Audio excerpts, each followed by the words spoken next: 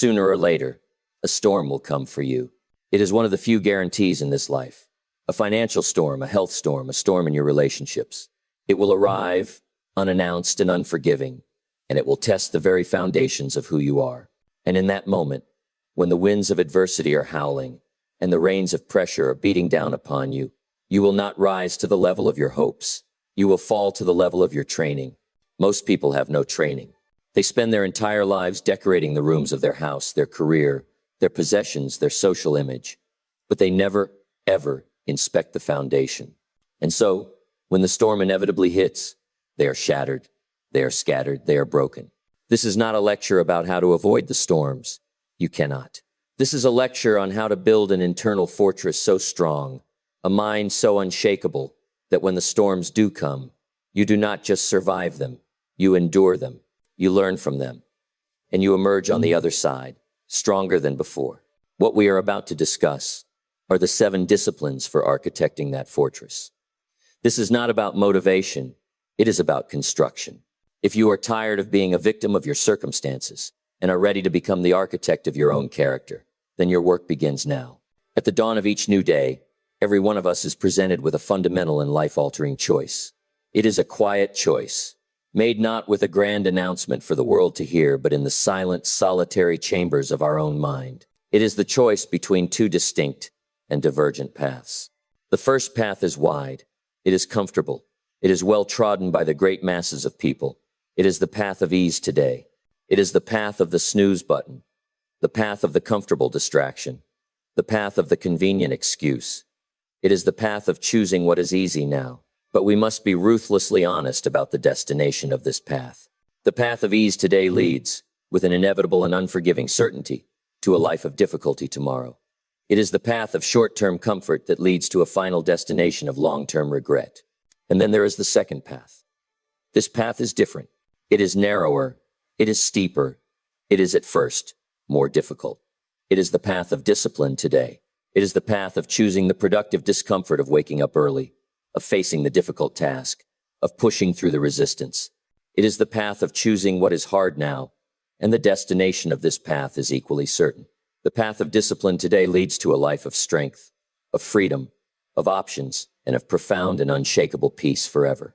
Life, you see, is a magnificent and a relentless architect. It is, at this very moment, building you. The only question is whether you will hand it the blueprints of your own deliberate design, or whether you will allow it to build a life for you by default, using the flimsy, readily available materials of your environment, your impulses, and your desire for comfort. And this brings us to the great subject of our study today, the subject of mental toughness, of that unshakable resolve, that quiet confidence, that inner fortitude that we so admire in the great men and women of history. We must begin by dismantling a great and pervasive myth. Mental fortitude is not a character trait that some are born with and others are not. It is not a gift bestowed upon a chosen few. Mental fortitude is an architecture. It is a structure. It is an internal fortress that must be designed, engineered, and then built, deliberately, stone by stone, one disciplined choice at a time. And that is what we are here to study. We will not be dealing in the fleeting hype of motivation. We will not be discussing gentle encouragement. We are here to engage in a serious architectural study of the 7 core disciplines required to construct an unshakable mind. This is a lecture on the architecture of your character. It is the working blueprint for forging the kind of person who does not break, who does not bend, and who does not falter when the great and inevitable storms of life come, as they surely will. If you are tired of being controlled by your feelings, if you are tired of being derailed by discomfort, if you are tired of living below the magnificent potential that you know resides within you, then you must stay. The construction of your new self begins now. Let us first examine the consequences of an unarchitected life. What happens if you do not make a conscious choice? Most people do not actively choose the path of ease. They simply drift onto it. It is the path of default. And if you do not deliberately design your character, a character will be designed for you by 3 powerful external architects. The first architect of a default life is your environment. You will become a direct reflection of the people you associate with, the information you consume, and the physical space you inhabit. If you surround yourself with people who complain, who make excuses, and who live without discipline, Their philosophy will seep into your own, like a slow and subtle poison. If you feed your mind a daily diet of trivial entertainment and negative news, your thoughts will become trivial and negative. You become a product of your inputs. The second architect of a default life is your feelings. A life built by default is a life governed by the tyranny of emotion. The phrase, "I don't feel like it," becomes the master architect, the absolute monarch of your existence. Your commitments, your goals, and your great ambitions are all held hostage by the fickle, unpredictable, and often irrational weather of your daily mood. And the third architect of a default life is your past. You will continue to repeat the patterns of your past, not because they are effective, not because they are serving you, but simply because they are familiar. The comfort of the known, even if it is a known state of failure, often feels safer than the uncertainty of a new and better path. And what is the nature of the house that these three architects, your environment, your feelings, and your past, will build for you? They will build a house on a foundation of sand. It may look fine on a calm, sunny day, but it has no integrity. It has no depth. It has no strength. It is a fragile and hollow structure. And the person who lives within that house lives in a state of constant, low-grade anxiety because deep down they know that they are unprepared. They know that they are one strong gust of wind away from a total collapse. This is the life of the drifter. We are here to choose a different path. We are here to seize the tools, to unroll the blueprint, and to become the master architect of our own character. This requires a new philosophy of building. Mental fortitude is not an abstract feeling you hope to one day possess. It is a system. It is a structure. It has a foundation. It has pillars. It has a roof. It is something you deliberately and methodically construct. And what are the raw materials for this construction? They are not exotic or difficult to find. The raw materials for your internal fortress are your daily choices and your daily disciplines. Every single time you choose to get up when the alarm rings, instead of hitting the snooze button, you are mixing the concrete and pouring a small section of your foundation. Every time you choose to push through a difficult workout when your body wants to stop, you are laying another heavy, solid stone in the walls of your fortress. Every time you choose to read a book and expand your mind, instead of succumbing to passive entertainment, you are installing a reinforced window, allowing the light of wisdom to enter. And every time you keep a small promise to yourself, you are applying the mortar that binds the entire structure together, making it strong and indivisible. The architect of character is a craftsman. They are not a magician. The building of this fortress is not a mystical process. It is the slow, patient, deliberate, and often boring work of the master builder. It is the daily grind. It is the relentless commitment to laying one brick perfectly, and then another, and then another. There is a story of the training of the ancient Spartan warriors. A young Spartan was not born an unshakable warrior. He was forged into one. He was the product of a relentless, daily system of discipline and deliberate hardship.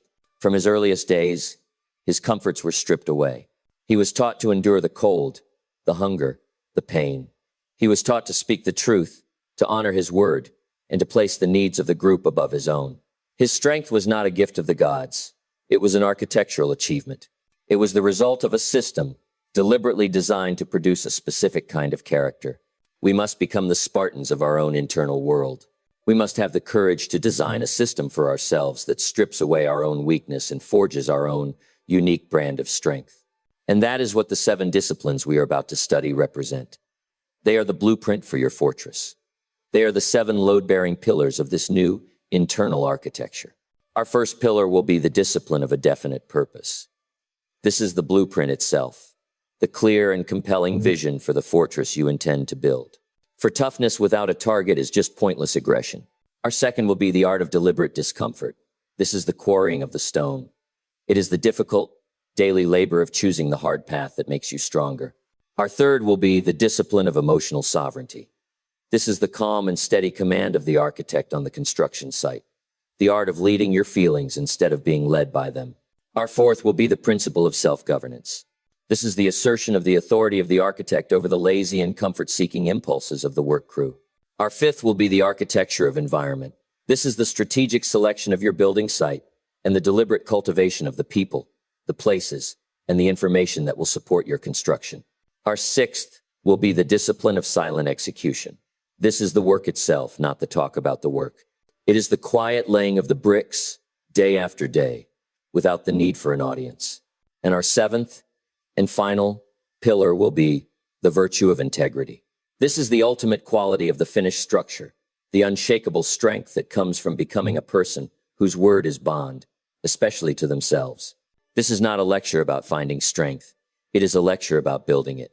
The work is hard. The process is long, but the rewards are permanent. The choice is yours. Will you allow your character to be an accident, a fragile shack built by the winds of circumstance? Or will you pick up the blueprint and begin the noble, difficult, and magnificent work of building your own unshakable fortress? Let us now turn to the first page of our blueprint, the discipline of a definite purpose. We have now committed to the great and noble work of building an unshakable mind. We have made the conscious choice to step off the wide, comfortable path of the drifter and to step onto the narrow, more difficult, but infinitely more rewarding path of the architect. We are ready to begin the construction of our internal fortress. But before a single foundation stone can be laid, before we can even begin to mix the mortar, the wise architect must consult and be guided by one thing. It is the master blueprint. A fortress built without a clear vision, without a definite purpose, is not a fortress at all. It is a prison. Its walls do not protect, they only confine. Its strength serves no strategic objective. This brings us to the first and most foundational discipline of all. It is the discipline that gives meaning, direction, and sustainable power to all the others. This is the discipline of a definite purpose. Let us begin with a stark and simple truth. Toughness without a purpose is just brutality. Discipline, for its own sake, is a hollow and joyless pursuit. Why would you wake up at 5 a.m. when the world is cold and dark? Why would you deliberately push your body and your mind through the fires of discomfort? Why would you say no to the easy, fleeting pleasures that call to you throughout the day? For what? If you do not have a powerful, a compelling, a magnificent, and a clearly defined answer to that question, then your journey into discipline will be a short one. You will endure the effort for a week, perhaps a month, but eventually the voice of comfort, the voice of the resistance, will ask you that same question. For what? And without a ready and powerful answer, you will surrender. Your purpose is your why. It is your North Star, the fixed and brilliant point in the sky of your life by which you navigate all of your choices. It is the magnificent vision of the cathedral you intend to build, a vision so powerful, so awe-inspiring, that it makes the daily, tedious, and often painful work of cutting the stone not just bearable, but meaningful. Most people drift through life without a definite purpose. They are a magnificent ship, with sails and a rudder, but with no one at the helm and no destination charted on the map. And so they are tossed about, aimlessly, by the shifting winds of circumstance and the fleeting currents of their own moods. They react to life. They do not act upon it. Their goals, if they have them, are vague, foggy wishes. I want to be happy. I want to be successful. I want to be in better shape. But these are not purposes. They are pleasant daydreams. They have no energy. They have no gravitational pull. They have no power to pull you out of a warm bed on a cold morning. A purpose must be definite. It must be clear. It must be written down. It is the detailed, vivid, and emotionally resonant vision of the person you intend to become, the things you intend to accomplish, and the contribution you intend to make. Before you can master the how of discipline, you must first master the why of your life, and this requires that you engage in the difficult, intellectual labor of designing your future on paper. Now, it is important to distinguish between a goal and a purpose. A goal is a target. It is a what.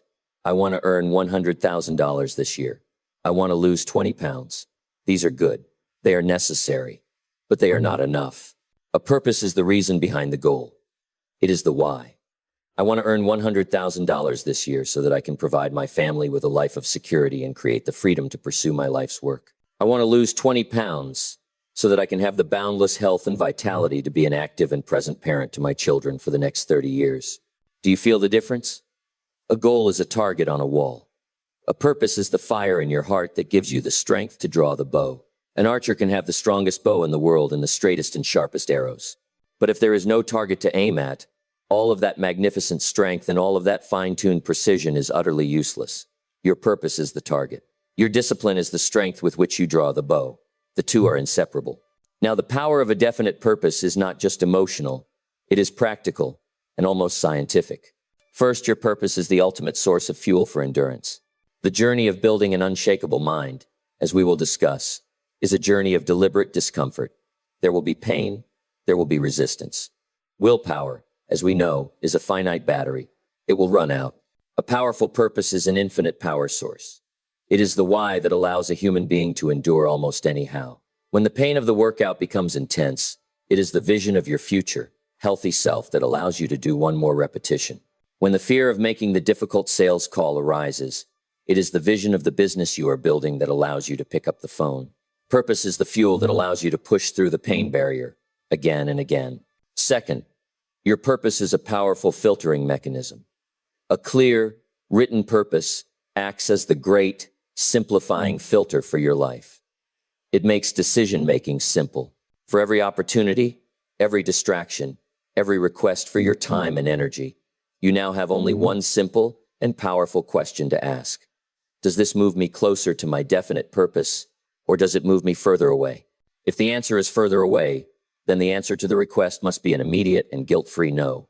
This is the discipline that allows you to say no to the good, so that you have the capacity to say yes to the best.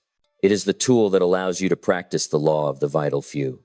And third, your purpose is what allows you to distinguish between the two great types of motivation. The first is away from motivation. This is the motivation of escape. It is the desire to move away from a painful reality, the pain of debt, the pain of poor health, the pain of a job you despise. This is a powerful and often necessary initial motivator. It is the fire at your back that forces you to begin running. But away from motivation is by its nature limited. As soon as you have moved a safe distance from the fire, the urgency begins to fade, and you are tempted to slow down. The architect of an unshakable mind must eventually transition to the higher and more sustainable form of motivation. This is toward motivation. This is not the act of running away from what you do not want. It is the act of moving toward a compelling and magnificent positive vision. It is the gravitational pull of your definite purpose. It is the cathedral on the horizon that pulls you forward, day after day. There is a timeless story of a great psychiatrist who survived the most horrific and unimaginable circumstances in the concentration camps of the Second World War. He observed, in that terrible laboratory of the human spirit, a profound truth. The prisoners who managed to survive were not always the physically strongest or the healthiest.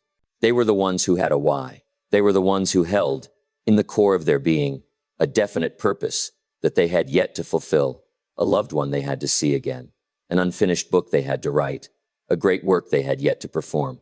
Their purpose was an invisible shield that protected their spirit, even when their body was broken and starving. It was the one thing the enemy could not take from them. You must find the one thing that no one can take from you. So how do we do this? How does one in a world of infinite distraction discover and define a purpose so powerful? You must understand that a purpose is not something you find like a lost set of keys.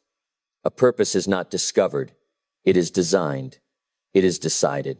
It is an act of deliberate, conscious, and creative architecture. And this act of design takes place at your architect's desk, with a pen and a blank sheet of paper. You must ask yourself a series of deep and honest questions. I call this the fourfold path of inquiry. The first question is, who do I want to be? This is the vision of your character. At the end of your life, what virtues do you want to be remembered for? Write them down. Courage, integrity, discipline, wisdom, kindness. This is the foundation of your fortress. The second question is, what do I want to do? This is the vision of your contribution. How do you want to serve the world? What problems do you want to solve? What value do you want to create for your family, for your community, for your profession? This gives your character a mission. The third question is, what do I want to have? And this is not just about material possessions. What experiences do you want to have? What relationships do you want to cultivate? What level of health and vitality do you want to possess? What degree of freedom and peace of mind do you want to enjoy? This gives your mission its rewards. And the fourth and final question is, what do I want my legacy to be? This is the vision of your impact. If you could write the first sentence of your own eulogy, what would you want it to say? What is the lasting mark you want to leave on the world, long after you are gone? You must wrestle with these questions in the quiet of your own mind. And from your honest answers, you must then perform the difficult, intellectual labor of distilling them down into a single, clear, and powerful paragraph. This is your personal mission statement. This is the written blueprint for your character. It is the constitution for your unshakable mind. And once it is written, It is not a document to be filed away and forgotten. It must become a living document. It must be reviewed every single morning, without fail. This is the ritual of the architect. It is the act of the captain, standing on the bridge of his ship before the day's voyage begins, and looking at the map to remind himself of the ultimate destination.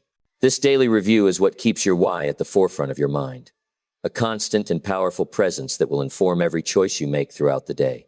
When you are armed with this definite purpose, all of the other disciplines are transformed. The art of deliberate discomfort is no longer a punishment. It is the logical and necessary training required to fulfill your mission. The discipline of emotional sovereignty becomes easier because your purpose is now a force that is stronger than any fleeting mood. Self-governance has a clear set of laws to enforce. The architecture of your environment has a clear vision to align with. Silent execution is no longer a grind. It is the quiet, dignified work of a master craftsman. And the virtue of integrity becomes the simple daily act of being true to your own written word. This, then, is the starting point. It is the source of all power. It is the why that gives you the unwavering strength to endure anyhow. With this North Star now fixed in the sky of your mind, you are finally ready to begin the difficult but magnificent work of the journey. You are ready to face the necessary friction of growth. And this brings us to our second discipline, the art of deliberate discomfort. We have now established our North Star. We have forged, in the fires of our own introspection, a definite purpose. We have a clear and compelling why that will serve as the magnificent blueprint for the internal fortress we intend to build. But a blueprint, no matter how brilliant, no matter how inspiring, has never, on its own, built anything. A blueprint is a declaration of intent. It is now time to turn our attention to the great and difficult labor of construction. And this brings us to our second, and perhaps most physically and mentally demanding, discipline. It is the discipline that translates our noble purpose into tangible progress. It is the art of turning theory into reality. This is the art of deliberate discomfort. Let us begin by diagnosing the great sickness of our modern age, a sickness that has produced a generation of people who are physically soft, mentally fragile, and spiritually hungry. It is the addiction to comfort. Our world has become a grand conspiracy against discomfort. From the moment we are born, we are swaddled in softness. Our homes are perfectly climate controlled. Our food is engineered for maximum pleasure and minimum effort. Our entertainment is available on demand, a constant and powerful anesthetic against the slightest twinge of boredom. We have, in essence, designed a world where we never have to feel uncomfortable. And in doing so, we have created a profound and tragic paradox. The relentless and successful pursuit of comfort does not lead to a life of happiness, of strength, of fulfillment. It leads to its exact opposite. It leads to a life of fragility, of weakness, of anxiety, and of a tragically low tolerance for the inevitable and necessary hardships of a meaningful existence. A life without challenge is a life without growth. Consider the hothouse orchid. It is grown in the perfect, sterile, and climate-controlled environment of a greenhouse. It is shielded from the wind, protected from the cold, and given the precise amount of water and light. And it can, for a time, appear to be a thing of great beauty. But it is a fragile beauty. The slightest change in temperature, the first exposure to an unexpected frost, the first strong gust of wind, and the orchid withers and dies. It has no resilience. It has no strength. It has no character. Now, consider the great oak tree, growing on a windswept hill. From its first day as a sapling, it is in a constant battle. It must fight the other trees for sunlight. Its roots must push through hard, rocky soil to find water. It must endure the freezing winters, the summer droughts, and the relentless force of the wind. And it is this very struggle, this lifetime of resistance and discomfort that forges its character. The wind that seeks to break it, in fact, forces it to grow deeper roots.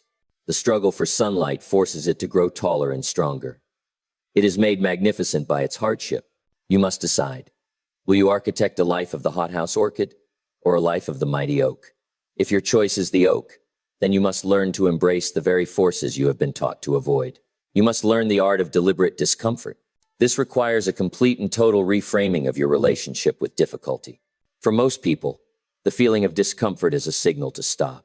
It is a sign that something is wrong. It is an alarm bell that signals a retreat to the safety of the comfort zone. For the architect of an unshakable mind, this signal must be reinterpreted. Discomfort is your new compass. It is the needle that points you, unerringly, toward the direction of your own growth. If you are in the gym, and you are lifting a weight that feels easy and comfortable, you are not growing stronger. You are simply maintaining. It is only when you push to the point of muscular strain, to the point of that productive and fiery discomfort, that the muscle fibers are broken down and forced to rebuild, stronger than before. If you are reading a book that is simple and confirms everything you already believe, you are not growing wiser. You are simply reinforcing your own prejudices. It is only when you tackle a difficult book, a text that challenges your assumptions and forces your mind to stretch and grapple with new ideas, that your intellect is expanded. In the journey of your personal growth, if you are comfortable, you are almost certainly lost. The feeling of productive discomfort is the only true sign that you are at the very edge of your current capabilities. And that edge is the only place where real transformation occurs. Pain is the doorway to progress. The problem is not the pain. The problem is our lifelong, culturally reinforced habit of running from it. Now, it is crucial to distinguish between the two types of hardship in life. The first is involuntary hardship. This is the suffering that life, in its indifferent majesty, imposes upon you. It is the unexpected crisis, the painful loss, the diagnosis.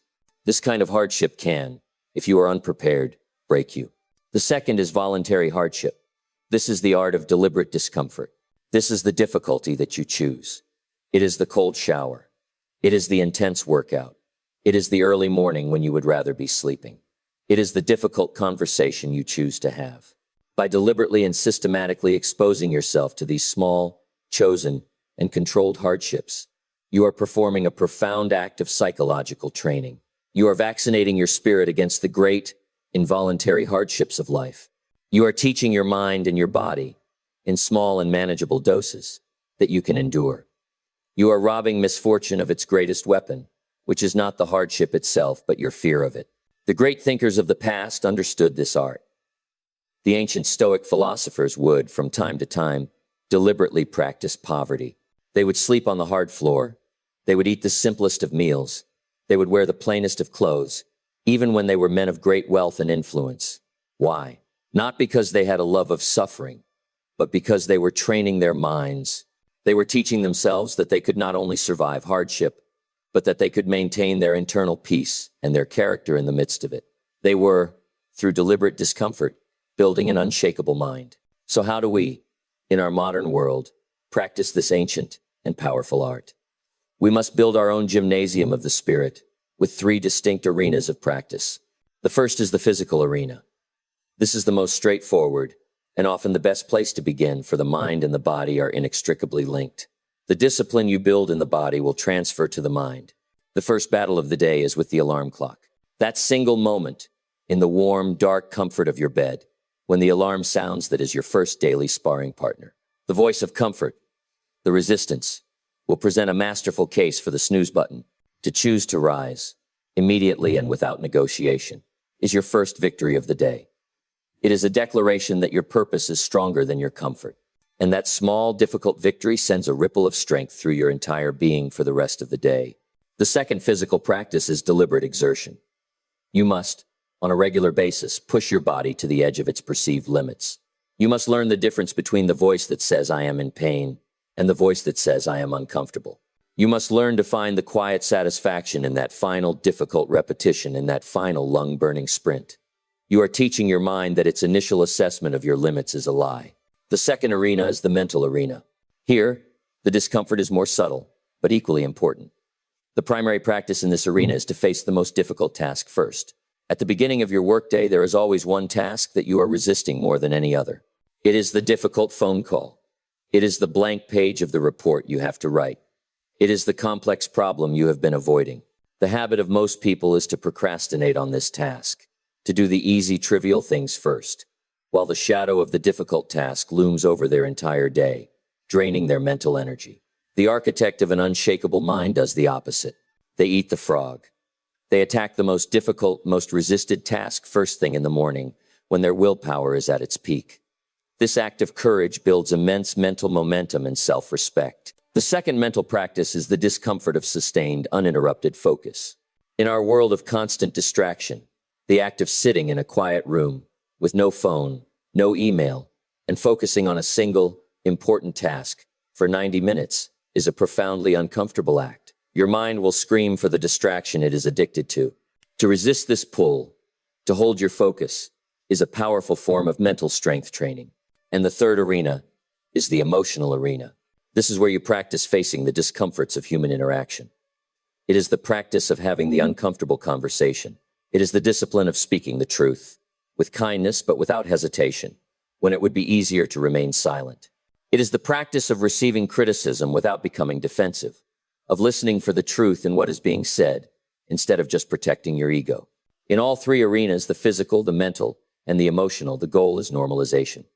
As the transcript so wisely says, you must push through the pain until your habits feel normal. The goal is not to fall in love with the feeling of discomfort.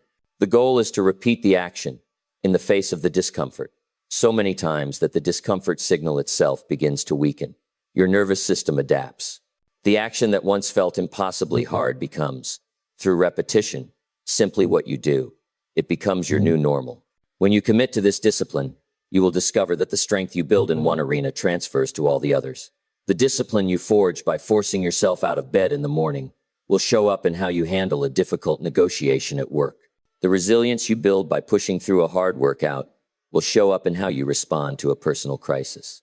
You are not building gym strength or work strength. You are building character strength. And you are, through this process, constantly expanding your comfort zone. The things that once terrified you, that once seemed like insurmountable obstacles, will begin to feel normal. The challenges you once saw as mountains will begin to look like hills. This is the path of perpetual growth. And the ultimate reward of this discipline is not a life without problems or without pain. It is the quiet, internal, and unshakable knowledge that you are the kind of person who can handle problems. It is the confidence that is not born from hollow affirmations, but from a long and undeniable track record of facing discomfort and choosing to endure. It is the strength of the oak tree that knows it has weathered 1,000 storms and is ready for the next one. This, then, is the labor of the architect. It is the daily act of cutting and laying the heavy stones of your own character. It is the hard physical work that turns the blueprint of your purpose into a magnificent and enduring reality. But this difficult work can be easily derailed by the internal storms of our own feelings. We must now learn to become the calm and sovereign leader of our own emotional world. And this brings us to our third discipline, the discipline of emotional sovereignty. We have now made two of the most critical commitments in the construction of our internal fortress. We have established our definite purpose, the magnificent blueprint, the why that gives meaning to our struggle. And we have embraced the art of deliberate discomfort, the how of our construction, the commitment to the difficult daily labor of laying the heavy stones of our character. We are now on the path. We are engaged in the work. But the moment you begin any worthy endeavor, the moment you step into the arena of deliberate discomfort, you will be met with a powerful, turbulent, and relentless storm. This storm, however, is not one of external circumstances. It is the internal storm of your own feelings. This brings us to the discipline that allows the architect to remain steady, calm, and effective in the very heart of this internal hurricane. It is the discipline that separates the amateur from the professional, the child from the adult. This is our third discipline, the discipline of emotional sovereignty. Let us begin by diagnosing the default human condition, the state in which most people live their entire lives. It is a state of emotional slavery. The emotional slave is a person whose actions are dictated by their feelings. Their entire life is a series of automatic reactions to their internal weather. If they wake up and feel motivated, they will have a productive day. If they wake up and feel tired or uninspired, their day will be one of procrastination and distraction. If they feel fear, they will retreat. If they feel frustration, they will quit. If they feel a moment of desire, they will indulge it without thought. Their feelings are the master, and their will is the servant. And because feelings, by their very nature, are inconsistent, unpredictable, and often irrational, a life governed by them is a life of profound instability, chaos, and inconsistency. It is a ship without a captain, tossed about by every passing wave and every shifting wind. The transcript you have heard states a profound truth. Feelings lie. Now we must understand this with sophistication. Feelings are not liars in the sense that the sensation is not real. The feeling of fear is a real and powerful sensation. The feeling of fatigue is a real sensation. Feelings are liars in the sense that they do not tell you the objective truth about reality, nor do they tell you the truth about your own capability. The feeling of fear does not mean that you are in real danger. It simply means that your ancient primal brain has perceived a potential risk to your comfort or your ego. The feeling of fatigue does not necessarily mean that your body is physically incapable of performing the work. It often means that your mind simply desires the comfort of inaction. The feeling of inspiration does not mean that your new idea is a brilliant one that is guaranteed to succeed. It simply means that your brain has released a pleasurable chemical in response to a novel thought. To build your life on the foundation of these fleeting, unreliable, and often deceptive signals is to build your house on the weather. Imagine a king who rules a great kingdom, but this king is a weak ruler. He makes his great decisions of state based on the loudest advisor in his court on any given day. On Monday, the court jester, the advisor of excitement and novelty, is the loudest. And so the king declares a week of festivals and celebration, and the kingdom's work grinds to a halt. On Tuesday, the royal treasurer, the advisor of fear and scarcity, is the loudest. And so the king panics, locks away all the gold, and cancels all important projects. On Wednesday, the head general, the advisor of anger and aggression, is the loudest. And so the king declares a foolish and unnecessary war. What is the state of this kingdom? It is a kingdom in chaos. It has no direction. It has no stability. It is lurching from one crisis to another, completely at the mercy of its loudest and most emotional voices. This is the internal kingdom of the emotional slave.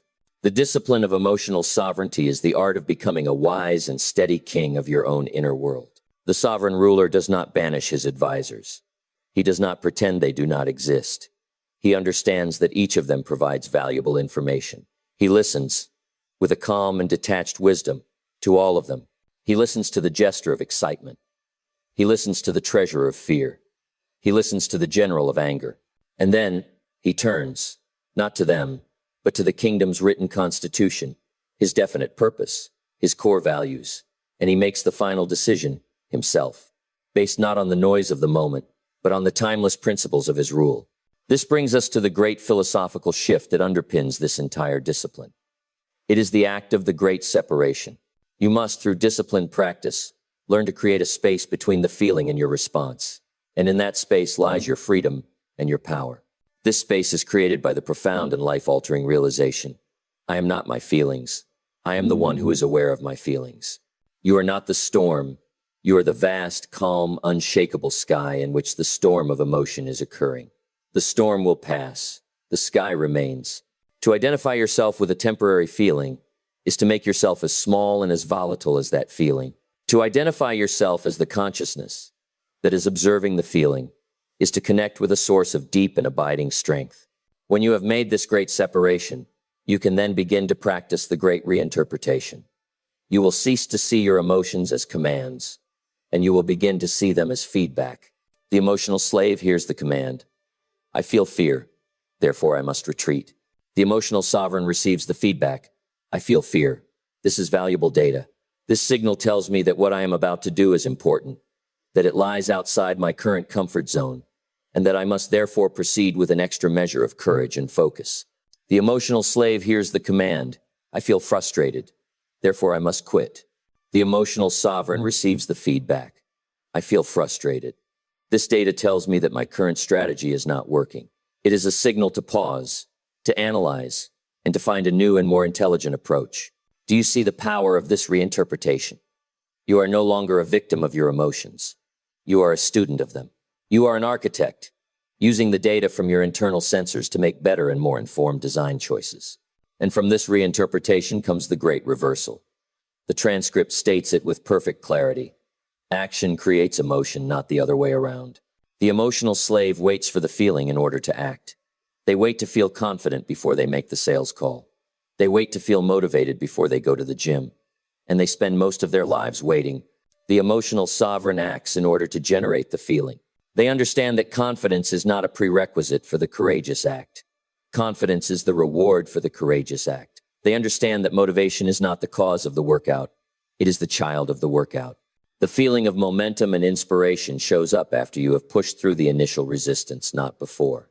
You must act your way into your feelings, not feel your way into your actions. Imagine a seasoned sailor captaining a ship through a storm. The amateur sailor is a slave to the wind and the waves. They are tossed about. They react in fear and panic to every powerful gust. The master sailor respects the wind and the waves. They see them as powerful and dangerous forces. They see them as feedback, but they do not let the waves dictate their destination. They use their deep knowledge of sailing, their firm hand on the rudder, which is their discipline, and their unwavering eye on the compass, which is their purpose, to harness the very power of the wind that is threatening them, and to make it serve their journey. The discipline of emotional sovereignty is the art of becoming a master sailor on the turbulent seas of your own inner world. So how do we practice this art? What are the tools of the sovereign ruler? The first, and most powerful, is the cultivation of the sacred pause. This is the practical application of creating the space between the feeling and the response. The moment you feel a powerful, reactive emotion arise in your system, a surge of anger, a wave of fear, a heavy blanket of despair, you must train yourself with the discipline of an athlete to pause before you act. In its simplest form, this is the act of taking one single, deep, and deliberate breath. This pause is the moment of your liberation. It is the moment you take your hand off the panic button of your primal brain and place it firmly on the steering wheel of your conscious architect's mind. It is in this sacred, silent space that you reclaim your power to choose. The second tool is the art of the question. In that sacred pause, instead of allowing the emotion to dictate an automatic, reactive behavior, you will engage your higher, logical brain. You will ask yourself a series of simple, unemotional questions. What is this feeling? Precisely. What is this feeling telling me? Is this feeling aligned with my definite purpose? What action would the person I am trying to become, the architect of this unshakable mind, take in this exact moment? These questions are a powerful pattern interrupt. They shift you out of the emotional, reactive part of your brain and into the calm, logical, and creative part of your brain. They transform you from the victim of the feeling into the analyst of the feeling. The third tool is the physiological shift. Your mind and your body are not separate entities. They are a single, interconnected feedback loop. You can, therefore, change your emotional state by deliberately and consciously changing your physical state. When you feel the emotion of defeat, your body will naturally slump. Your shoulders will round. Your gaze will fall to the floor. The fastest way to break the spell of that emotion is to reverse the physiology. Stand up straight. Pull your shoulders back and down. Lift your chin. Put a slight smile on your face, even if it feels fake. This sends a powerful signal back to your brain that contradicts the feeling of defeat, and it begins to break the emotional loop. The same is true of your breathing. The emotion of anxiety is always accompanied by shallow, rapid breathing. You can short-circuit that anxiety by deliberately shifting your breathing. Take several slow, deep, diaphragmatic breaths, making your exhale longer than your inhale. This activates the calming part of your nervous system and makes it physiologically difficult to remain in a state of high anxiety. And the fourth tool is the discipline of language. You must become the absolute master of your own internal and external vocabulary. You must stop saying, "I am angry," and you must start saying, "I feel a sense of anger." This seems like a small and insignificant change, but it is philosophically profound. When you say, "I am angry," you are equating your entire identity with a temporary, passing emotion. You are the storm. When you say, "I feel anger," you are performing the great separation. You're identifying yourself as the calm, steady consciousness that is observing the temporary feeling of anger as it passes through your system. You are the sky, not the cloud. When you master these tools, you will begin to experience the great reward of this discipline. You will shift from a life of chaotic reaction to a life of deliberate, proactive creation. You are no longer a victim of your internal world. You are its wise and sovereign ruler. And in this, the ancient virtue of equanimity is born. Equanimity is the state of mental calmness, of composure, and of evenness of temper, especially in a difficult situation. This is the true and final meaning of an unshakable mind. It is not a mind that is empty of emotion. It is a mind that is not thrown into chaos by its emotions. And this is the foundation of all true leadership. For a person who cannot lead their own internal state can never hope to effectively lead others. The ability to remain calm, clear, and decisive under pressure is the defining characteristic of all great leaders in history. Emotional sovereignty is the prerequisite for all external leadership. This discipline, then, is the art of maintaining a calm and clear mind in the midst of the inevitable internal storms. With this internal stability now firmly established, we must ensure that our actions are governed not just by a calm mind, but by an unwavering and absolute commitment to our own word. We must move from leading our feelings to governing our entire being.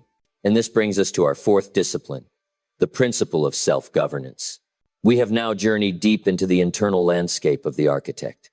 We have established our definite purpose, the magnificent North Star that gives our journey its direction. We have embraced the art of deliberate discomfort, the engine of our growth and the method of our construction.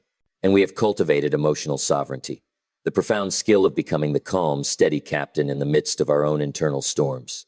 We have the why, we have the how, and we have the internal stability. But a brilliant blueprint, a capacity for hard work, and a calm mind are utterly useless if there is no one consistently in charge. A construction site with no foreman is just a collection of materials and a list of good intentions. It is a state of anarchy. This brings us to the discipline that establishes leadership within the self, the principle that bridges the vast chasm between a noble intention and a finished result. This is our fourth discipline, the principle of self-governance. Let us begin by diagnosing the state in which most people live. It is a state of internal anarchy. There is no clear leader within their own mind. The self is not a unified entity. It is a fractured and chaotic committee of competing impulses. On this committee, you have the noble voice of your long-term ambition, the part of you that wants to build the cathedral. But you also have the loud and persuasive voice of your desire for immediate comfort. You have the disciplined voice that wants to save for the future, but it is constantly at war with the impulsive voice that wants the gratification of the purchase, right now. You have the intention to be disciplined, but it is in a perpetual battle with the deeply ingrained habit of distraction. In this state of internal anarchy, there is no government. There is no law. There is only the chaos of competing desires. And in a fair fight between a long-term benefit and a short-term pleasure, the short-term pleasure will win almost every single time. The consequence of this anarchy is a life of profound and tragic inconsistency. It is the life of the person who designs a brilliant architectural plan on Sunday night, full of clarity and resolve, only to find that by Monday morning, a different, more comfort-seeking part of themselves has staged a coup and abandoned the plan entirely.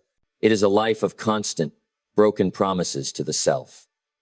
And as we have discussed, a life of broken promises to the self inevitably leads to the slow, painful erosion of all self-respect. Imagine a kingdom with no king, no constitution, and no laws. Every citizen simply does whatever they feel like in the moment. It is a kingdom of chaos, of short-term thinking, and of eventual and certain collapse. It cannot build great projects. It cannot defend its borders. It cannot create a prosperous and secure future for its citizens. This is the internal kingdom of the ungoverned self. To escape this chaos, you must perform a revolution. You must establish a new and benevolent government within your own mind. To do this, you must first understand the philosophy of the two selves. To effectively govern the self, we must first understand its primary components. Within each of us, there are two distinct and often competing forces. First, there is your higher self. This is the architect. This is the sovereign. This is the part of you that is connected to your definite purpose. It is the long-term thinker, the strategist, the part of you that can see the magnificent blueprint of the finished cathedral. It is the voice of your highest values, your deepest wisdom, and your noblest aspirations. It is the best version of you. And then there is your lower self. We can call this the creature of comfort, the animal self. This is the ancient, primal, and pre-programmed part of you. Its concerns are immediate and simple: comfort, safety, pleasure, and the conservation of energy. Now, it is crucial to understand that this lower self is not evil. It is a survival mechanism. But its time horizon is the next 5 minutes, not the next 5 years. It will, without fail, trade a magnificent future for a moment of present comfort. The great and ongoing work of self-governance, the central drama of a meaningful life, is the daily, moment-to-moment act of your higher self, establishing and maintaining its wise, benevolent, and disciplined rule over your lower self. It is the assertion of the architect's authority over the lazy, but incredibly powerful work crew. So how does a ruler govern? They govern through law. And what is the law of your internal kingdom? The law is your written plan. Your definite purpose, from our first discipline, is the great constitution of your kingdom. It is the declaration of your values and your ultimate destination. And your daily and weekly plans are the specific laws, written in a moment of clarity and wisdom by your higher self, the architect. The job of self-governance, then, is to enforce that constitution. It is the discipline of ensuring that the laws you wrote in a moment of strength are not broken by the impulses you feel in a moment of weakness. There is a timeless story from ancient Greece, the story of Odysseus and the Sirens. Odysseus, the wise captain of his ship, his higher self, knows that his journey will take him past an island inhabited by the Sirens. He knows that their enchanting song is so beautiful, so seductive, that no man can hear it and resist the urge to steer his ship into the treacherous rocks. The song of the Sirens is the call of your lower self. It is the promise of immediate, intoxicating, and ultimately destructive pleasure. What does Odysseus do? Does he rely on his in-the-moment willpower? Does he simply hope that he will be strong enough to resist the temptation when the time comes? No. He is a wise governor. He uses the principle of pre-commitment. He has his crew, his actions, tie him securely to the mast of the ship, his commitment. And he has them plug their own ears with beeswax so they cannot hear the song. He uses his wise architect's mind in a moment of clarity to create a system, a structure, that will protect him from the inevitable and predictable weakness of his own in-the-moment impulses. We must learn to be as wise as Odysseus. We must learn to tie ourselves to the mast of our own commitments. The principle of self-governance is the art of doing just that. So what are the practical tools of the governor? How does one practice this art of self-leadership? The first tool is the establishment of non-negotiable standards. A government rules through clear and simple laws. You must establish a set of these for your own life. These are your baseline standards of behavior, the laws that are not subject to your daily mood. It might be a simple law. I do not hit the snooze button. That is not who I am. It might be, I complete my one most important task for the day before noon, no matter what. It might be, I honor the 70/30 allocation plan with every dollar I earn. These are not suggestions. They are not preferences. They are the law of your kingdom. The second tool is the daily briefing. A wise ruler does not start their day in a state of reaction. They start their day with a strategic briefing.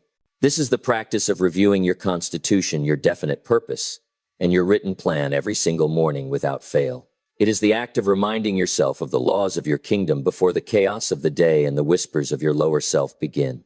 It is the act of setting your intention, of pointing your ship in the right direction before you raise the sails. The third tool is the evening audit. A wise ruler does not end their day in a state of ignorance. They end it with accountability. This is the practice of the brutally honest journal that we have discussed. You must review the day's actions with the dispassionate eye of a governor reviewing a report from the field. Where did I uphold the law today? Where did the lower self stage a successful rebellion? What was the tactic it used? Where was the system weak? This is not for the purpose of guilt. Guilt is a useless luxury for the architect. This is for the purpose of gathering intelligence. It is so you can become a wiser, more effective, and more strategic ruler tomorrow. And the fourth tool is the principle of pre-commitment. This is the Odysseus tactic. The wise governor anticipates the predictable weaknesses and temptations of the lower self and creates structures in the external world to constrain its power. It is the act of paying for the gym membership for a full year in advance, making the financial cost of not going higher. It is the act of setting up automatic transfers to your investment and savings accounts on payday, so your lower self never even has a chance to spend that money on an impulse. It is the act of giving a trusted friend, your accountability mirror, permission to call you out when they see you violating your own constitution. You are using your wise, strong, higher self today to make a decision that your weaker, future self cannot easily undo. When you begin to live as the sovereign of your own life, a profound peace begins to settle over your internal kingdom. The great reward of self-governance is the end of the internal civil war. The constant, exhausting battle between your good intentions and your daily actions begins to subside. There is alignment, there is harmony, there is integrity. And all of the precious energy that was once wasted on this internal conflict is now liberated and becomes available for your real work. The external work of creating, of building, of serving. From this, a new quality is born in your character: reliability. A person who is well governed becomes reliable, and reliability is the foundation of all success in the world. You become reliable to your family. You become reliable to your clients and your colleagues. You become reliable to your community. And you are able to do this because you have first, and most importantly, become reliable to yourself. You can be counted on by others because you have finally proven that you can be counted on by you. And this is the secret training ground of all great leaders. You will never effectively lead another human being until you have first demonstrated with a long and undeniable track record that you can effectively lead yourself. The authority you project in the world is a direct and unvarnished reflection of the authority you have first established over your own impulses.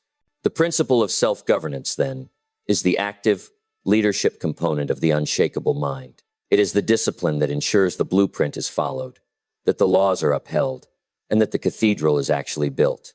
It is the authority of the architect in action. But even the most well-governed architect, the most disciplined ruler, must build their fortress and govern their kingdom in a world that is filled with both helpful and harmful influences. The next discipline requires us to look outward, to become the deliberate designer not just of ourselves, but of our surroundings. And this brings us to our fifth discipline, the architecture of environment. We have now established the principle of self-governance. We have made the decision to establish a new, benevolent government within our own minds, with our higher self as the wise and steady ruler. You have followed this deep, internal work this far, which tells me you are no longer content to be a subject in the kingdom of your own impulses. You are ready to become the sovereign. If you are committed to this path, to learning how to architect your external world, to support this new internal government, and to mastering the final disciplines of execution and integrity, then I invite you to formalize your commitment. Subscribe to this channel now. Consider it an act of self-governance. It is a vote you are casting for your higher self. It is a declaration that your education in the art of building an unshakable mind is a non-negotiable priority. Cast your vote. Subscribe now, and let us continue to build the kingdom. We have now established the great principle of self-governance.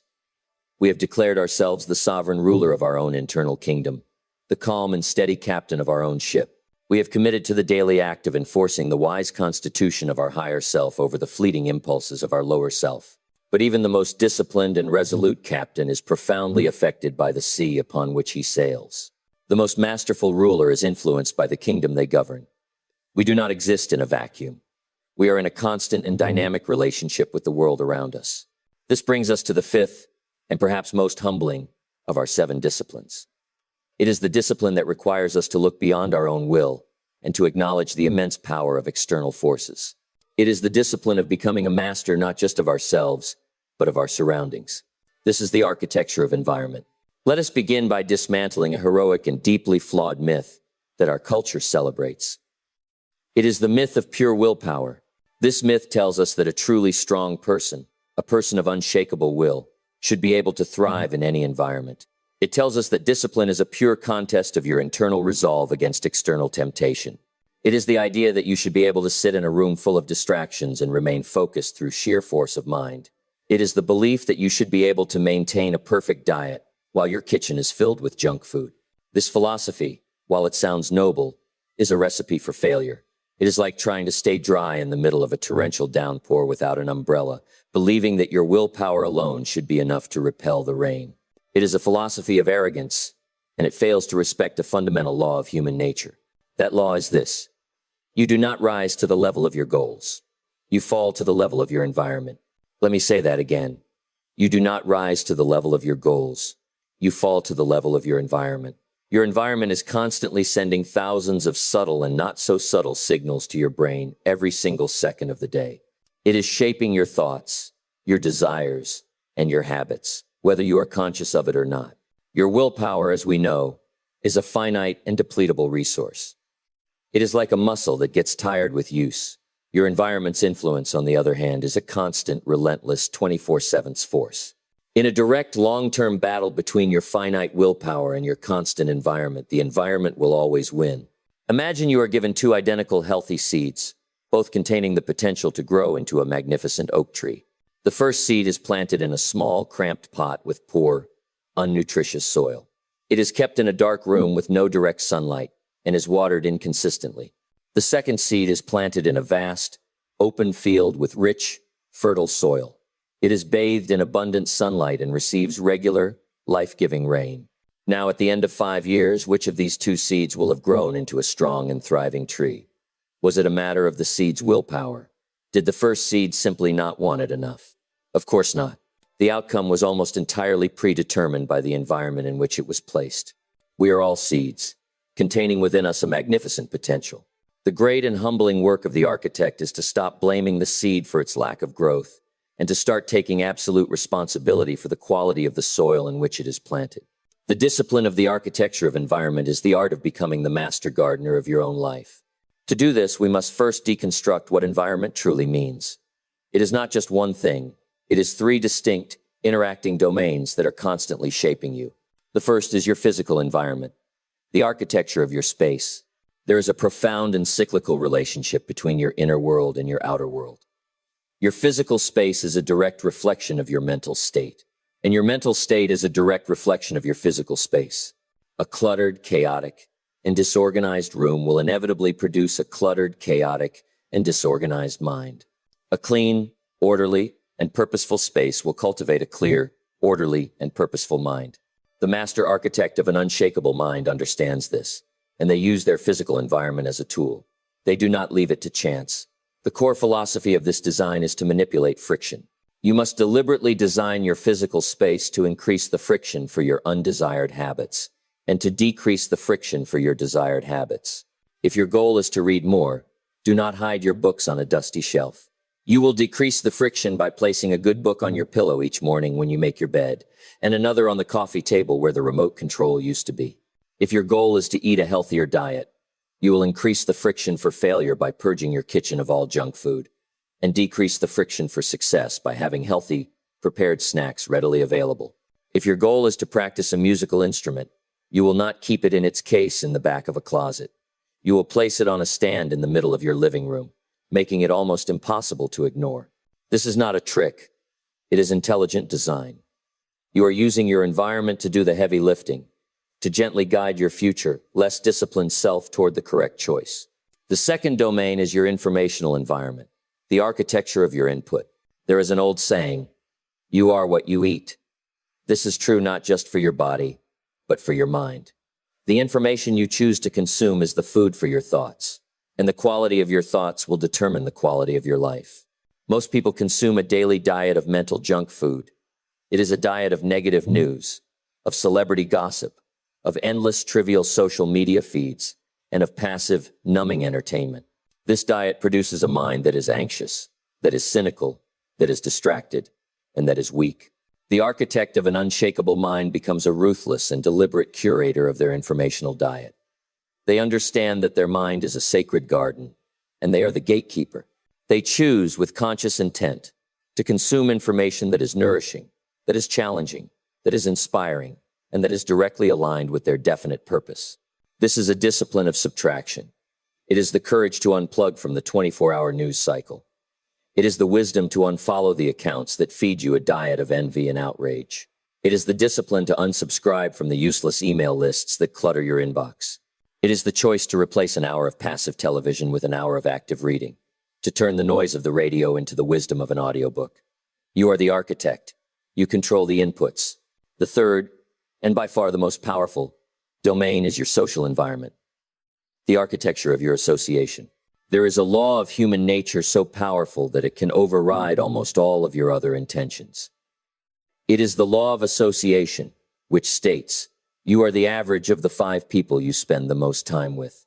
You will, over time, begin to think like they think. You will adopt their standards. You will speak their vocabulary. You will share their beliefs about what is possible. And you will, inevitably, earn what they earn. Every person in your life is either an elevator or an anchor. There is no neutrality. An elevator is a person who, by their example, by their conversation, and by their expectations, pulls you up. They hold you to a higher standard. They challenge your excuses. They inspire you with their own discipline and their own growth. An anchor is a person who, often with the best of intentions, keeps you weighed down. They are the person who encourages you to take it easy, to skip the workout, to indulge in the complaint. They are comfortable with the person you are, and they are threatened by the person you are trying to become. The architect of an unshakable mind must have the courage to perform a social audit. You must look at the people who occupy your time, and you must ask the honest and difficult question, is this person an elevator or are they an anchor? And you must have the discipline to act on that information. This does not mean you must be cruel or cut people out of your life, but it does mean you must, with deliberate and strategic intent, begin to limit your exposure to the anchors and dramatically increase your exposure to the elevators. You must seek out mentors. You must find peers who are running the same race as you are. You must join groups and communities where a higher standard is the norm. You must have the courage to leave the comfortable harbor of your old associations in order to set sail on the open ocean of your new potential. The great work of this fifth discipline, then, is to shift your entire philosophy from being a victim of your environment to being its designer. You must accept the humbling truth that your willpower, on its own, is not enough. And then you must accept the empowering truth that you have the ability to create a world around you that makes your success almost inevitable. You must design a life, as the transcript so wisely says, where it is inconvenient to fail. You are designing a system that makes your desired behaviors the path of least resistance. You are setting up your life so that your best self is the default option, not the one you have to fight for every single day. A well-designed environment's effects compound over time. The small positive choice you make easy for yourself today leads to a small action. That small action reinforces your identity as a person of discipline. That stronger identity makes the next choice even easier. And over years, this creates a massive and ever-widening divergence between you and the person who is still living in an environment that is designed for mediocrity. A wise farmer does not just throw his best seeds onto hard, rocky ground and hope for the best. He builds a greenhouse. He controls the temperature. He enriches the soil. He manages the light. He ensures a consistent supply of water. He is not trying to change the fundamental nature of the seed.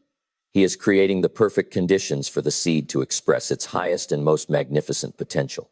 Your life is that seed. The architecture of environment is the discipline of building your own greenhouse. This discipline, then, is the great outer wall of your internal fortress. The disciplines we have already discussed are about winning the battles inside the walls. This discipline is about ensuring that fewer enemies reach the walls in the first place. It is the discipline of profound wisdom, and the ultimate reward is a life of profound alignment. It is a life where your internal values are in perfect harmony with your external world. Your inner architect and your outer architect are no longer at war. They are working together as one. And this is a state of incredible power, of peace, and of unstoppable momentum. But even in the most perfect environment, the work must still be done. And that work must be done with a quiet and relentless focus, not for the applause of the crowd, but for the integrity of the work itself. And this brings us to our sixth discipline, the discipline of silent execution. We have now become the master architects of our own environment. We have accepted the humbling truth that our willpower alone is not enough. And we have begun the wise and strategic work of designing a world around us that supports our highest ambitions. We have, in essence, built the perfect greenhouse for our own growth. The soil is rich, the distractions have been weeded, and the conditions are set for the great work to begin. But how is this work to be performed? In our modern age, in this age of the broadcast itself, there is a great and powerful temptation to perform the work on a public stage. There is a temptation to provide a constant commentary, a running narrative of our efforts, our struggles, and our intentions. But the architect of an unshakable mind, the true craftsman of character, chooses a different, more ancient, and infinitely more powerful path. This brings us to the sixth discipline, a discipline of quiet, dignified, and devastating power. This is the discipline of silent execution. Let us begin by diagnosing a modern affliction, a subtle disease of the ego that has been greatly amplified by our digital world. It is the performance of progress. Our culture has become a grand theater. We have been conditioned to perform our lives rather than to simply live them. We do not just go to the gym, we post our workout. We do not just have a goal, we announce our new journey. We do not just begin a project, we broadcast our intentions to the world, seeking applause before a single brick has been laid. This act of public declaration is often, and tragically, mistaken for progress itself. And this creates a dangerous psychological trap. It is the trap of premature validation. When you announce your noble goal to the world, you are often met with a wave of social approval, the likes, the comments, the words of encouragement. You can do it. I'm so proud of you. And in that moment, your brain receives a small and pleasurable dose of the very same chemicals it would receive upon the actual achievement of the goal. You get to feel a little taste of the victory, without having to endure the pain and the struggle of the battle. This premature validation is a dangerous psychological poison. It can, with a terrifying subtlety, reduce your intrinsic motivation to perform the actual difficult and unseen labor required to achieve the goal. You have already received a portion of the reward. The urgency and the internal drive to earn that reward can be diminished. Imagine two warriors on the morning of a great battle. The first warrior stands before the army and gives a magnificent, rousing, and eloquent speech about all the great and heroic deeds he is about to perform. He speaks of his courage, his strength, and his inevitable victory. The speech is brilliant, and the army roars its approval. The second warrior says nothing. He spends his morning in the quiet solitude of his tent. He sharpens his sword. He inspects his armor. He studies the map of the battlefield. He meditates on his strategy. Which of these two is more likely to be victorious? Is it the one who spent his precious, pre-battle energy on the performance of the battle to come? Or is it the one who spent his energy on the silent preparation for the battle itself? The architect of an unshakable mind must learn to be the second warrior. This brings us to a core philosophy of this discipline. You must learn to speak the silent language of results. Action is the only truth. Your intentions are a vapor. Your words are air. Your plans, until they are acted upon, are theories. The only truth, the only substance, the only thing that has any real and lasting currency in the world is the finished work. A promise is a debt. A result is an asset. The discipline of silent execution is a profound commitment to dealing only in the currency of assets. There is a quiet and immense power in moving in silence. When you do not announce your every move, you are liberated from the crushing weight of public expectation. You give yourself the freedom to practice, the freedom to experiment, the freedom to fail in private. You create an aura of mystery and of deep competence. Let us be honest. People are far more impressed, far more intrigued by a magnificent result that seems to appear as if from nowhere than they are by a result that was endlessly discussed, promoted, and telegraphed for months in advance. The silent accomplishment speaks with an authority that the loud declaration can never match. This discipline is the ultimate expression of living by the inner scorecard. We have discussed this before.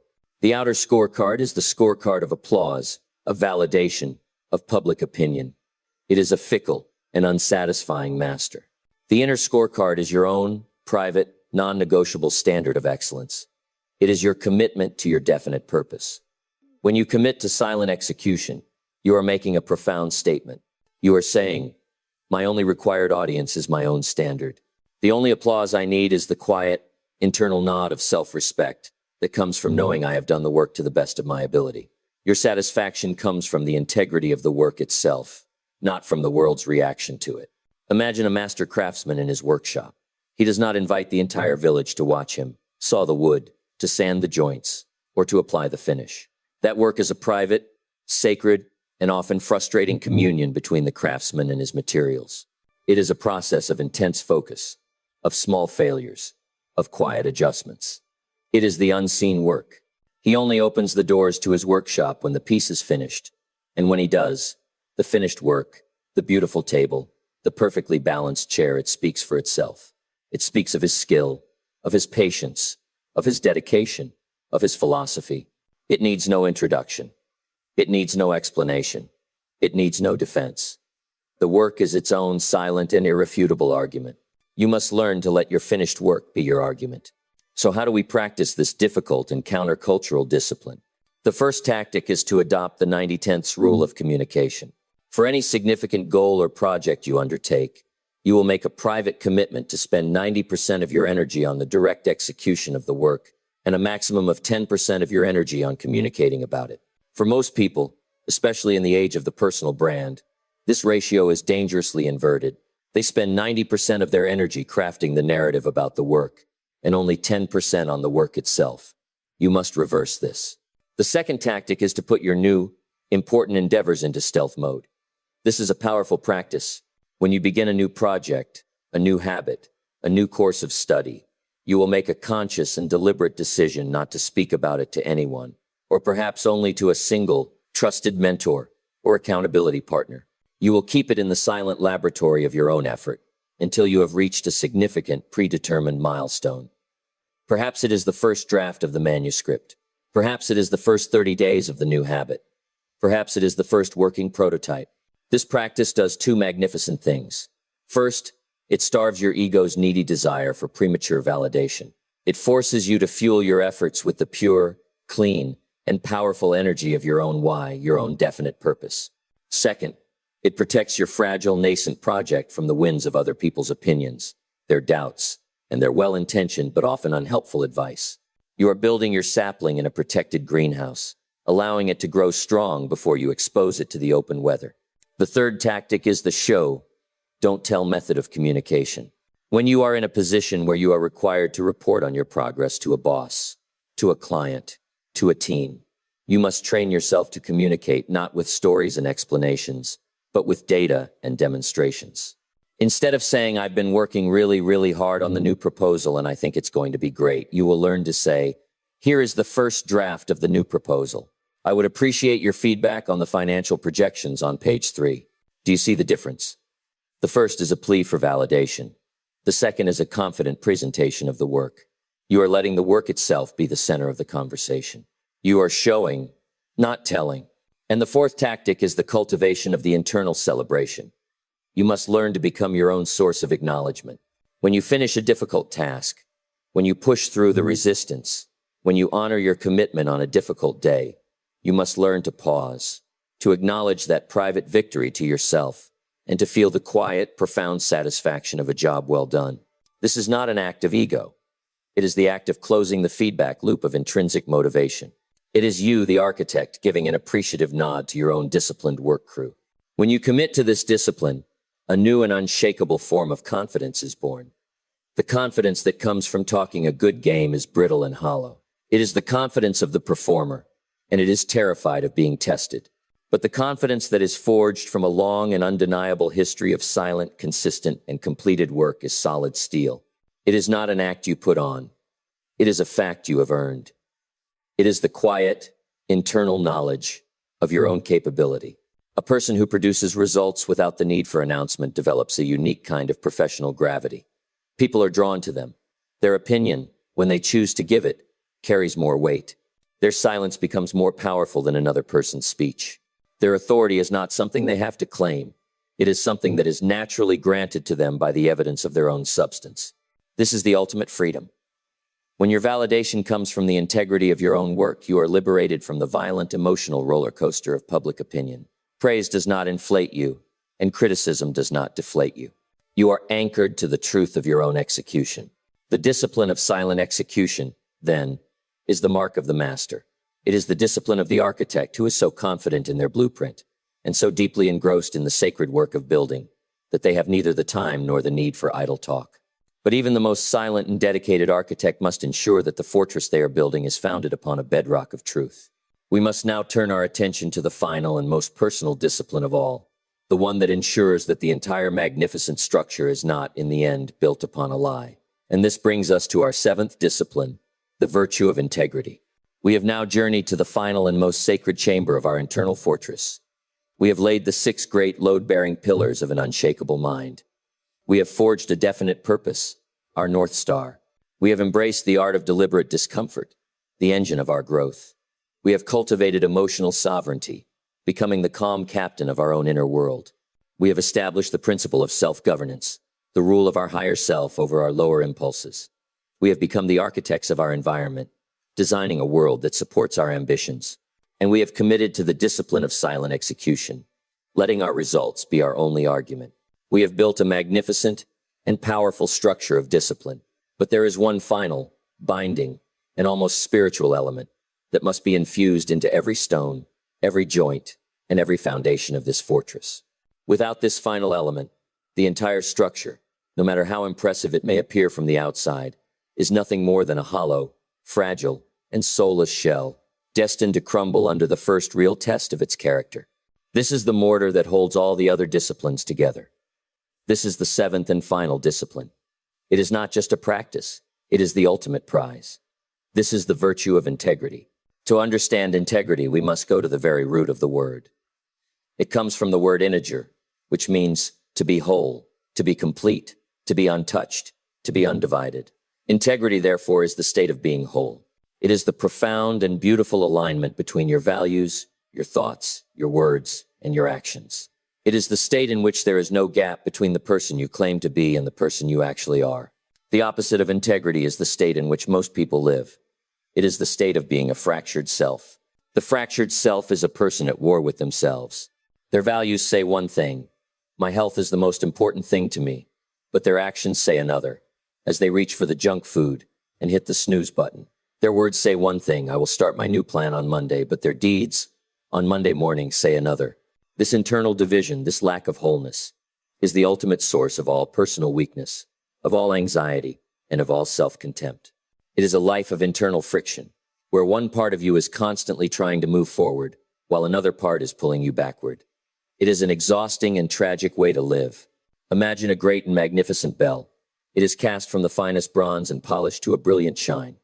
But deep within its structure, there is a small, almost invisible, hairline crack.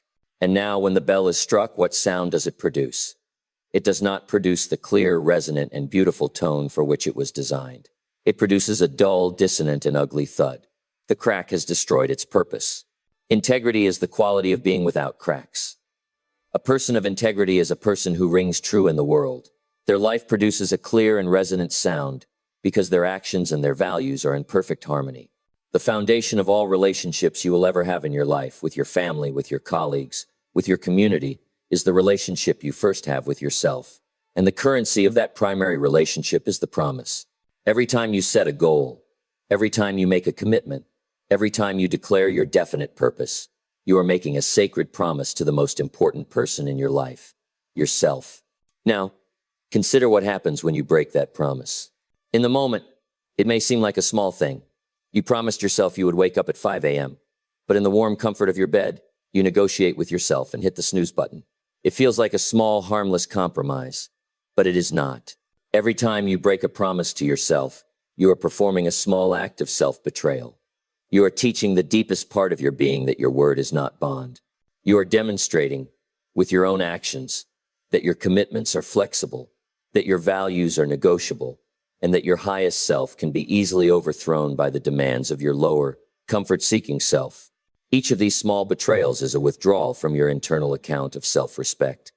And if you make enough of these withdrawals, over time you will bankrupt your own confidence. You will arrive at a state where you no longer believe your own intentions, because your own long and undeniable track record has proven them to be meaningless. This is the ultimate state of internal poverty. But the law works with equal and magnificent power in the other direction. Every single time you keep a promise to yourself, especially when it is difficult, especially when no one is watching, you make a powerful deposit into that same account. When the alarm rings and you rise, you have made a deposit. When you push through the workout you wanted to skip, you have made a deposit. When you choose the difficult, important work over the easy distraction, you have made a deposit. And this account, your account of self-respect, is governed by the magnificent law of compounding. These small, daily deposits of integrity, over time, compound into a vast and unshakable fortune of self-trust. You are, brick by brick, promise by promise, building a reputation with yourself. A reputation is someone who is reliable, someone whose word is law, someone who can be counted on. There is a story of a man who makes two promises. He promises a friend that he will help him move on Saturday morning. He has also made a promise to himself that every Saturday morning, from 6 a.m. to 9 a.m., is his sacred, non-negotiable time to work on the book he has always dreamed of writing. On Saturday morning, the alarm rings at 5:30. He feels tired. The voice of the resistance whispers, "You have to help your friend today. You need the energy. Just sleep a little longer." He hits the snooze button. He wakes up late, rushes through his morning, and arrives to help his friend, feeling disorganized, flustered, and with a quiet, gnawing sense of guilt. He kept his promise to his friend, yes, but he broke the more important, more foundational promise to himself. And in doing so, he weakened the very source from which his ability to keep all other promises is derived. A person of true integrity understands that the promise made to the self must be held as the most sacred of all.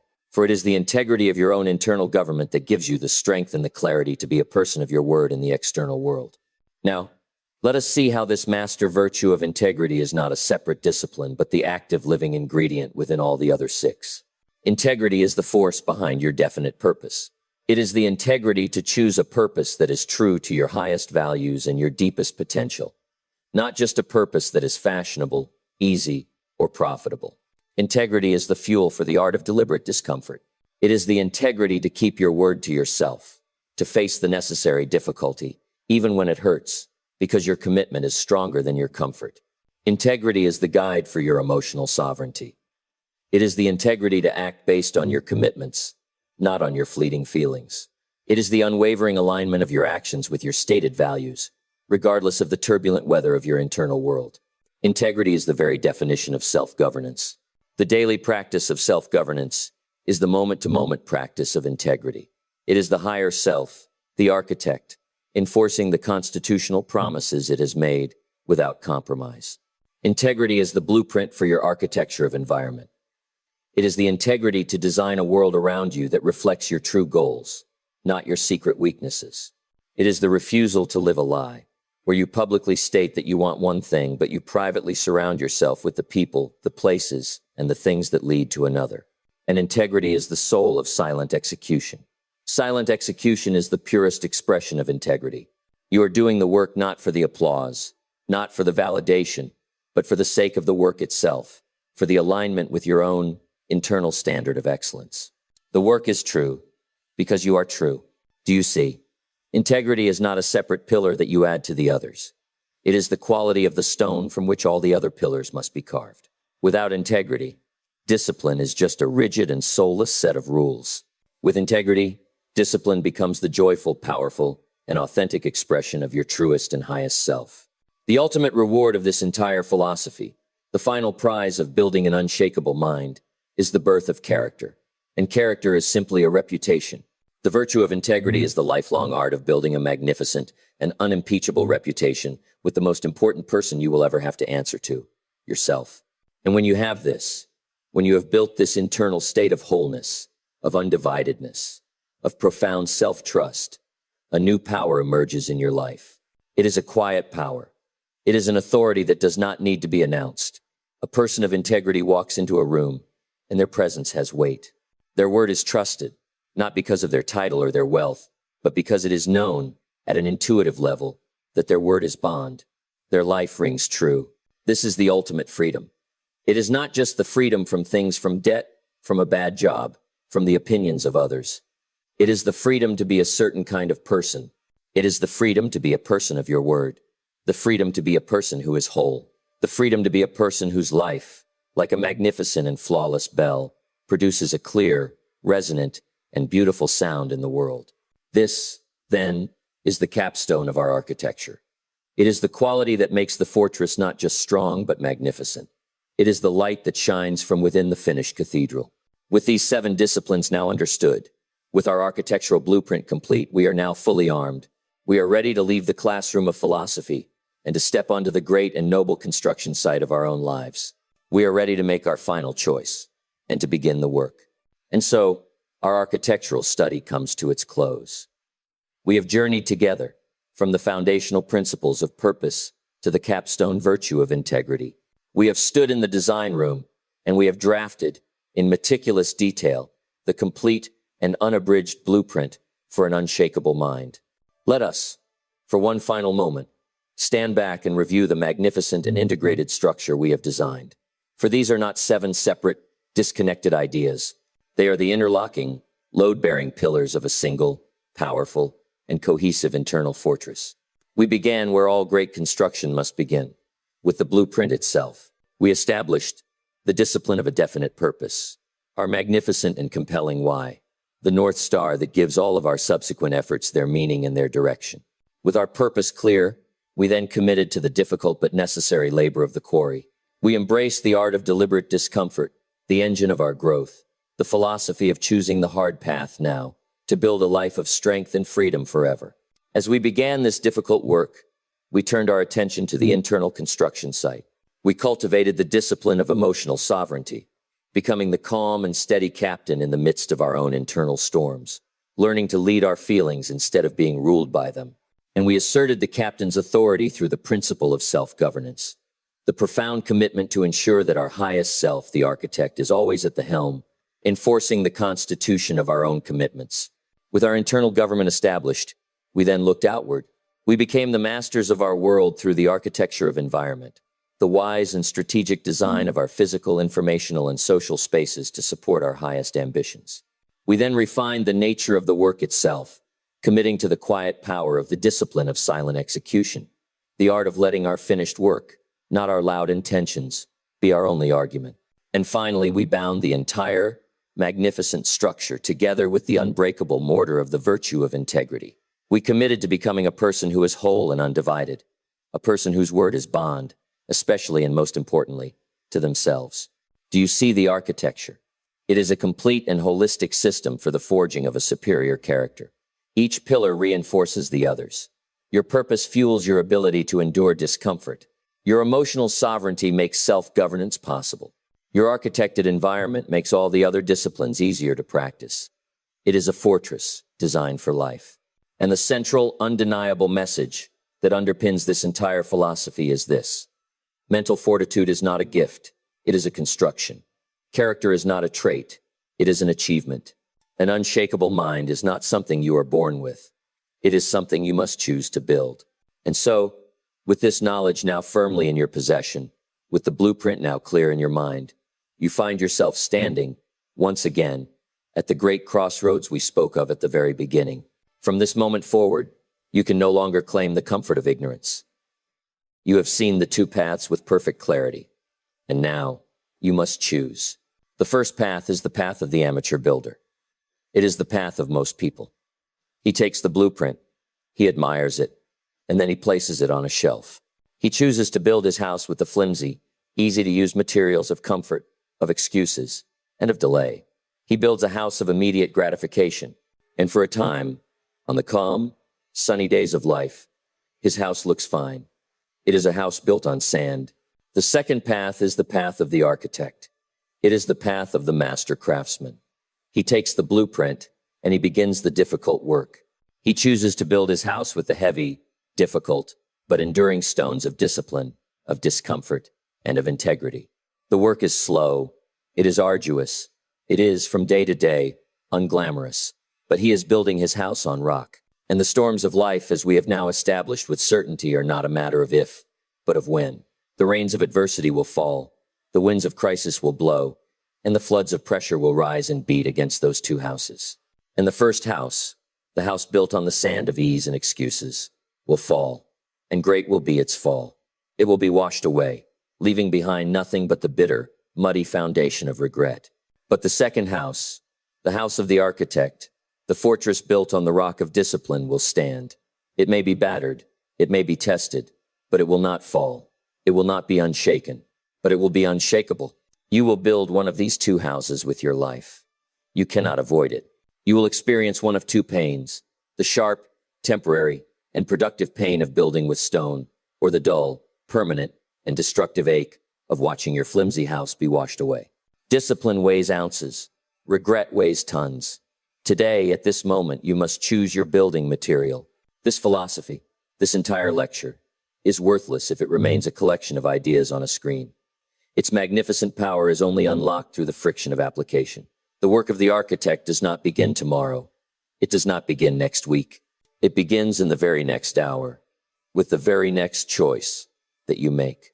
And your first act as the architect of your own unshakable mind is not to attempt to build the entire fortress at once. That is the path to overwhelm. Your first act must be small. It must be simple. It must be immediate. Your first act is to choose one discipline from our study, just one, and to take the smallest possible, most courageous action on it today. If you choose the discipline of a definite purpose, your action today is to take out a single sheet of paper and write one single sentence that begins to define who you intend to become. If you choose the art of deliberate discomfort, your action today is to take a cold shower, or to do 10 simple push-ups, or to make the one phone call you have been avoiding.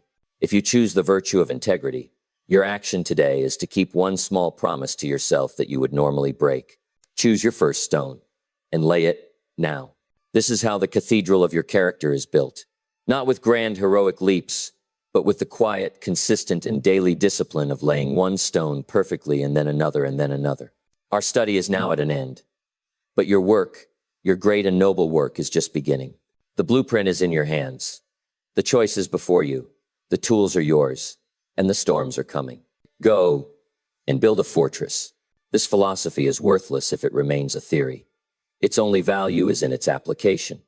Your work begins the moment this lecture ends. Your first act as the architect of your own unshakable mind is to choose one discipline, just one, and take the smallest possible, most courageous action on it today. Your second act is a commitment to your ongoing architectural training. First, subscribe to this channel as your declaration that this study is not over. It is a lifelong pursuit. Second, save this lecture series. Place this blueprint in your personal library. You will need to review it when the storms of life test your foundation. And finally, share this philosophy with one other person who you know is also ready to stop building on sand and start building on rock. Our study is complete, but your construction is just beginning. The blueprint is in your hands. The storm is coming. Go and build a fortress.